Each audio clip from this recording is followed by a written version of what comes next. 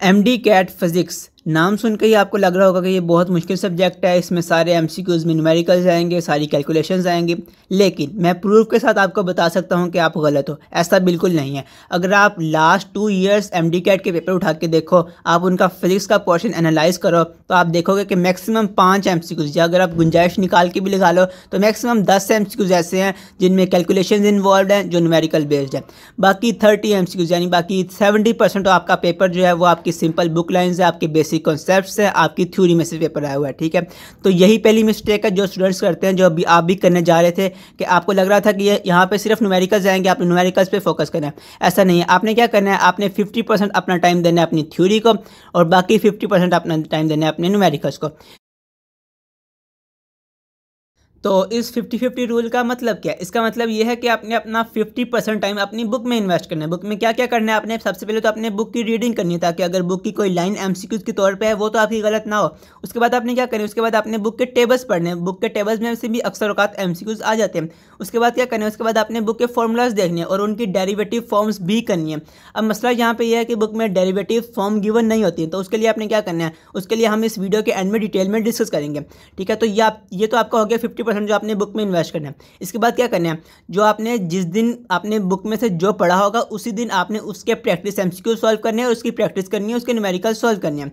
अब प्रैक्टिस के लिए आपको प्रैक्टिस बुक की जरूरत होगी, तो प्रैक्टिस बुक का भी इस वीडियो के एंड पे जिक्र है। ठीक है, तो आपने ये वीडियो कहीं से भी स्किप नहीं करनी। अब बात करते हैं कि आपने कौन कौन सी बुक्स पढ़नी है, कौन कौन सी बुक्स आपकी फिजिक्स के लिए ज़रूरी हैं। सबसे पहली बुक आपकी मेन बुक जो है वो आपकी टेक्स्ट बुक है, वो तो आपने पढ़नी ही पढ़नी है, उसके बगैर तो आपका गुजारा नहीं है। इसके बाद मैं आपको रिकमेंड करूँगा कि आप किसी ना किसी अकेडमी की प्रेप बुक ले लें। प्रेप बुक का मतलब है प्रिपरेशन बुक। ठीक है, मैंने जो खुद यूज़ किया है वो है किप्स की बुक, मुझे वो काफ़ी अच्छी लगी। उसमें क्या होता है, उसमें फॉर्मूलाज की डेरिवेटिव फॉर्म्स गिवन होती हैं, सिनेरियोज गिवन होते हैं, डायग्राम्स गिवन होती हैं, ग्राफ्स गिवन होते हैं, तो उससे आपकी काफ़ी अच्छी तरह प्रिपरेशन हो जाती है। ठीक है, तो मैंने पर्सनली की बुक यूज़ की, मैं आपको वही रिकमेंड करूंगा। लेकिन अगर आप कोई और बुक यूज़ करना चाहें तो आप वो भी कर सकते हैं। अब तो ये होगी प्रेप बुक लिए। इसके बाद यूज़ करनी है आपने प्रैक्टिस बुक। प्रैक्टिस बुक से आपने क्या करना है, आपने जो उस दिन पढ़ा होगा उसके आपने प्रैक्टिस एमसीक्यू सॉल्व करने हैं। अब ये किस तरह सॉल्व करने हैं, और यहाँ पे बच्चों का इशू भी होता है कि उनसे एमसीक्यू सॉल्व नहीं होते, उनके एमसीक्यूज में गलतियाँ होती हैं। वो कहते हैं हमें आता होता है एमसीक्यूज लेकिन हमसे गलत हो जाते हैं। तो इसका भी सोल्यूशन सिर्फ यही है कि आपने डेली की डेली प्रैक्टिस करनी है। जो आपने उस दिन पढ़ा होगा उसकी आपने उसी दिन प्रैक्टिस करनी है। बाकी सब्जेक्ट्स की आप प्रैक्टिस कर रहे हैं नहीं कर रहे ये अलग बात है, लेकिन आपने फिजिक्स की प्रैक्टिस किसी दिन भी मिस नहीं करनी। डेली की डेली फिजिक्स की प्रैक्टिस लाजमी करनी है। और इसके बाद एक इंपॉर्टेंट पॉइंट है, वो ये है कि आपने फिजिक्स के नोट्स लाजमी बनाने हैं। फिजिक्स के नोट्स बनाने के आपको 3 फ़ायदे होंगे बेसिकली। तो पहला फ़ायदा ये है कि आप जो फॉर्मूलाज होंगे वो आपके हाथ से गुजर जाएंगे। जो चीज़ आप एक दफ़ा लिख लेते हो वो आपको ज़्यादा देर तक माइंड में रिटेन रहती है। ठीक है, पहला फ़ायदा तो ये होगा कि आपके माइंड में ज़्यादा देर तक चीज़ें रिटेन रहेंगी।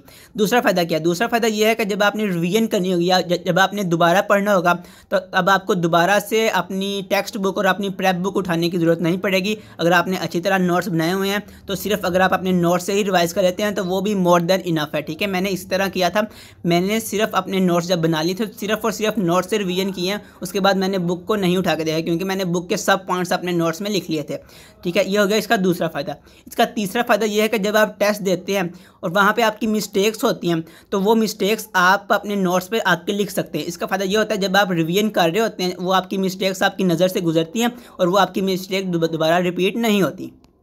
तो ये तो हो गए इसके 3 फ़ायदे, लेकिन इसका एक नुकसान भी है। नुकसान ये है कि जब आप नोट्स बना लेते हैं लेकिन आप अच्छी तरह नहीं बनाते, यानी कुछ पॉइंट्स आपके बुक के कुछ पॉइंट्स होते हैं जो आपके नोट्स में रह जाते हैं, कुछ लाइंस रह जाती हैं।